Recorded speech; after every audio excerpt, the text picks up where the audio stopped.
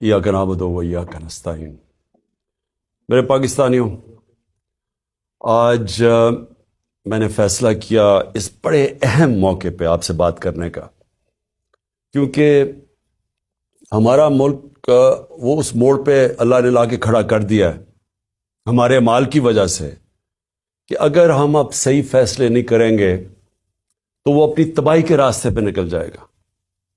میں بار بار لوگوں کو یاد کراتا ہوں کہ نماز میں ہم صرف اللہ سے ایک چیز مانگتے ہیں کہ اللہ ان کے راستے پہ لگا جن کو تو نے نعمتیں بخشی، ان کے نہیں جو اپنی تباہی کے راستے پہ نکل گئے۔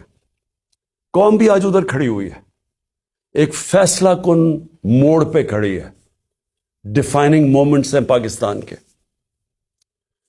ایک قوم کامیاب ہوتی ہے یا نہیں ہوتی، اس کی بنیاد رکھی جاتی ہے انصاف پہ۔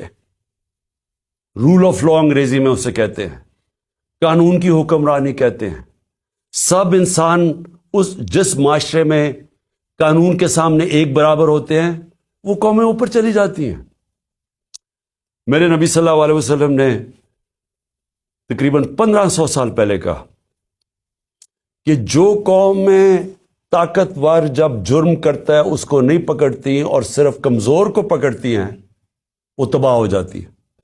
آج اگر آپ نے ساری دنیا میں خوشحالی دیکھنی ہے اور غربت دیکھنی ہے تو ایک ہی چیز ہے جو فرق کرتی ہے، وسائل نہیں۔ جو قومیں خوشحال ہیں وہاں قانون کی حکمرانی ہے، رول آف لا ہے، انصاف ہے، اور جو تباہ ہیں وہ ساری وسائل کے باوجود جنگل کا قانون ہے، طاقت کی حکمرانی ہے، مائٹ از رائٹ ہے۔ جو طاقتور فیصلہ کرتا ہے اس ملک کی عدالتیں اس کے ساتھ کھڑی ہو جاتی ہیں۔ عدالتوں کا کام ہوتا ہے کمزور اور طاقتور کو ایک برابر رکھنا۔ حضرت ابو بکر جب خلیفہ بنے، پہلی تقریر ان کی کہ میں طاقتور اور کمزور کو ایک برابر کروں گا۔ حضرت عمر خلیفہ بنے، انہوں نے واضح طور پہ کہا کہ میں انصاف کروں گا، کوئی طاقتور قانون سے اوپر نہیں ہے۔ حضرت علی خلیفہ بنے، پہلی سٹیٹمنٹ، سب کی مشن سٹیٹمنٹ تھی میں انصاف کروں گا۔ تو میرے پاکستانیوں، آج ہم ادھر کھڑے ہوئے ہیں کہ ایک طرف ایک طاقتور ٹولہ، مافیاز، جن کو عادت پڑی ہوئی ہے قانون کے اوپر رہنے کی، جب عدالتیں ان کی بات نہیں سنتی ڈنڈوں سے سپریم کورٹ کے چیف جسٹس کو اٹیک کر کے بھگایا انہوں نے، پھر پیسے چلائے باقی ججز کے اوپر، بریف کیس چلے، کوئٹہ بینچ کو خریدا گیا، ٹیلی فون کر کر کے فیصلے لیے کہ جج صاحب اس کو فلانے کو اتنی قید کرنا۔ عادت پڑی ہوئی ہے ان کو کہ اپنے ججز اپنی جوڈیشری کو کنٹرول کرے۔ کوئی انصاف اس ملک میں نہ آنے دیں، کیونکہ جو طاقتور مجرم ہوتا ہے وہ ہمیشہ اپنے آپ کو قانون سے اوپر رکھنا چاہتا ہے۔ مارشل لاء لگتا تھا، قانون ختم، انصاف ختم۔ تو آج ہم ادھر کھڑے ہیں کہ اس وقت آئین کی پروٹیکشن کے لیے، اس کی حفاظت کے لیے ساری قوم اب اپنی عدلیہ کی طرف دیکھ رہی ہے، اور جو دوسری طرف ہے سارا جو ٹولہ جمع ہوا ہے سٹیٹس کو کا، مافیاز، جنہوں نے اس ملک کو 30 سال سے چوری کر کے لوٹا، پیسہ باہر بھجوایا، اور ان کا ایک مقصد ہے کسی طرح وہ پیسہ بچ جائے، کوئی ایسی چیز نہ ہو جائے کہ ان کا پیسہ خطرے میں آ جائے جو اتنی محنت سے انہوں نے چوری کیا۔ پہلے جنرل مشرف نے NRO دیا ان کو، سارے جو 2 پاکستان کا پیسہ تھا، سرے مال کا، یہاں سے چوری ہو کے پیسہ گیا تھا، سرے مال خریدا، سوئٹزرلینڈ میں $60 ملین پڑے ہوئے تھے، ایک NRO دے کے ان کو معاف کر دیا۔ ادھر سے حدائبہ پیپر مل 90 کی دہائی میں 1 ارب روپے کی کرپشن، منی لانڈرنگ کی ہوئی تھی شریف خاندان نے، اس کے اوپر اس کو روک دیا ڈیل کر کے۔ کوئی جنرل مشرف یا کسی جنرل کو اختیار ہی نہیں دیا ہوا، کوئی آئین اختیار نہیں دیتا کہ آپ قوم کا پیسہ، کرپشن قوم کا پیسہ ہوتا ہے، گھر میں چوری ہوتی ہے تو میرا پیسہ ہے، میں معاف کر دوں۔ لیکن قوم کی چوری کا پیسہ کوئی معاف نہیں کر سکتا. لیکن یہاں ہوا وہی صاحب اقتدار وہی مافیاز قانون کے اوپر آ گئے اور میرے سارے 3 سال لگے رہے کہ جی ہمیں این آر او دو. جب وہ بلیک میل کریں کہ جی این آر او دو, اور بدقسمتی سے ان کو این آر او ملا. جنرل باجوہ نے ان کو این آر او دیا اور اب ان کو مشکل پڑی ہوئی ہے کہ کسی نہ کسی طرح اس این آر او کو اب بچایا جائے. اور ان کو خطرہ صرف ایک آدمی سے ہے اور اس کی پارٹی سے, عمران خان اور تحریک انصاف سے. ساری کوششیں ہو رہی ہیں کہ کسی طرح عمران خان اقتدار پہ نہ آ جائے, اور اگر وہ آ گیا تو ان کا این آر او خطرے میں آ جائے گا. اپنی ذات کو بچانے کے لیے ملک کو تباہی کی طرف لے کے جا رہے ہیں, صرف اور صرف ذاتی مفادات کے لیے.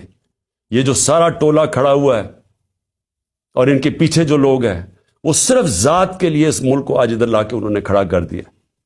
اور وہ میں بتاؤں گا کہ ہم کھڑے کدھر ہیں آج. مجھے افسوس سے کہنا پڑتا ہے کہ ہمیں پتا تھا یہ ہونا ہے. یہ ساروں کو نظر آ رہا تھا کہ یہ آئیں گے, ان کا کوئی مقصد پاکستان کی بہتری نہیں ہے. نہیں تو 30 سال ان دونوں خاندانوں نے باریاں لی ہیں, پاکستان تو بنگلہ دیش کے بھی پیچھے چلا گیا. تو اب انہوں نے کیسے ٹھیک کرنا تھا؟ تو سب کو پتا تھا یہ کیوں آ رہے ہیں, اور ان کو اوپر جب مسلط کیا گیا, اور اس کے اوپر میں بعد میں آتا ہوں. تو میں آج پہلے تو اپنی عدلیہ کو اپنی قوم کی طرف سے خراج تحسین پیش کرتا ہوں کہ ہماری ساری امیدیں اب پاکستان کی عدلیہ سے. بدقسمتی سے ماضی میں ہماری جو عدلیہ کا رول رہا ہے, مجھے افسوس سے کہنا پڑتا ہے کہ وہ طاقتور کے ساتھ کھڑی ہو جاتی تھی. انہوں نے کمزور کا ساتھ نہیں دیا. انہوں نے ہمیشہ وہ جو نظریہ ضرورت, ڈاکٹرن آف نیسیسٹی, اس کے تحت انہوں نے بدقسمتی سے ہماری جمہوریت کو بھی نقصان پہنچایا. کہ جدھر رول آف لا نہیں ہے, جدھر قانون کی حکمرانی نہیں ہے, وہاں جمہوریت نہیں ہے. کوئی یہ نہ سمجھے کہ جدھر جنگل کا قانون ہے وہاں جمہوریت آئے گی. ہو ہی نہیں سکتا. الیکشن تو ساری دنیا میں ہوتے ہیں. کون سے ڈکٹیٹر نے الیکشن کروائے, کون سی ڈیولپنگ دنیا میں الیکشنز نہیں ہوئے, لیکن جمہوریت نہیں ہے وہاں. کیونکہ جمہوریت تو آتی تب ہے جب رول آف لا ہو, اور رول آف لا آنے ہی نہیں دیا یہاں. مارشل لا لگتا تھا, ویسے ہی ڈاکٹرن آف نیسیسٹی, نظریہ ضرورت آ جاتی تھی. اور نہیں تو جب یہ دو جماعتیں آئی ہیں, انہوں نے اپنے آپ کو قانون کے اوپر رکھنا تھا, تو انہوں نے بھی عدلیہ کے نظام کو چینج کیا. جو ڈنڈے مار کے چیف جسٹس سجاد علی شاہ کو اس کے اٹیک کیا سپریم کورٹ کو, وہ ایک جمہوری حکومت نے کیا تھا, مارشل لا نے نہیں کیا. ان کو اتنا خوف تھا آزاد عدلیہ سے, کیونکہ یہ جب چوری کرتے ہیں تو یہ دیکھ ہی نہیں سکتے کہ اس ملک کی عدلیہ آزاد ہو جائے, کیونکہ چوری پکڑی جائے گی. اور وہی سجاد علی شاہ کر رہے تھے, جسٹس سجاد علی شاہ, اور انہوں نے اس کو اٹیک کر کے ہٹایا گیا. ججز خریدے, بغاوت کروائی سپریم کورٹ میں, صرف اپنی چوری بچانے کے لیے. اور آج بھی ہم وہاں کھڑے ہیں کہ یہ پورا ہماری عدلیہ کے اوپر زور لگا رہے ہیں. ہر قسم کا اب یہ بلیک میل کریں گے, ہر قسم کی ان کی ایک ہی کوشش ہوگی کہ پاکستان کی عدلیہ پھر ان طاقتور کا, ان چوروں کا ساتھ دے. اور اس کے لیے یہ بلیک میل کر رہے ہیں. اور ہر قسم کی, میں اپنی قوم کو کہنا چاہتا ہوں, تیاری کریں آپ. انہوں نے ہر قسم کا پریشر ڈالنا ہے عدلیہ پہ, جو انہوں نے ماضی میں کیا, اور انہوں نے ہر قسم کی کوشش کرنی ہے کہ پاکستان کا آئین جو واضح طریقے سے کہتا ہے کہ 90 دن کے آگے الیکشن نہیں جا سکتی. 90 دن کے بعد یہ 2 کیئر ٹیکر گورنمنٹس, ان کے اوپر وائلیشن ہوگی آئین کی. ان کے اوپر یہ بالکل ان کا جو 900 کے ایک دن کے بعد, 90 کے ایک دن کے بعد, 90 دنوں کے بعد, ایک دن کے بعد یہ حکومتیں غیر آئینی ہو جائیں گی. ان کے کوئی آرڈرز نہیں سننے چاہیے کسی بھی بیوروکریٹس کو, کسی پولیس والے کو, کیونکہ قانون ان کو, آئین ان کو اجازت نہیں دیتا. تو جو اس ملک کی, میں قوم کو صرف آج سب سے پہلے تو یہ بتانا چاہتا ہوں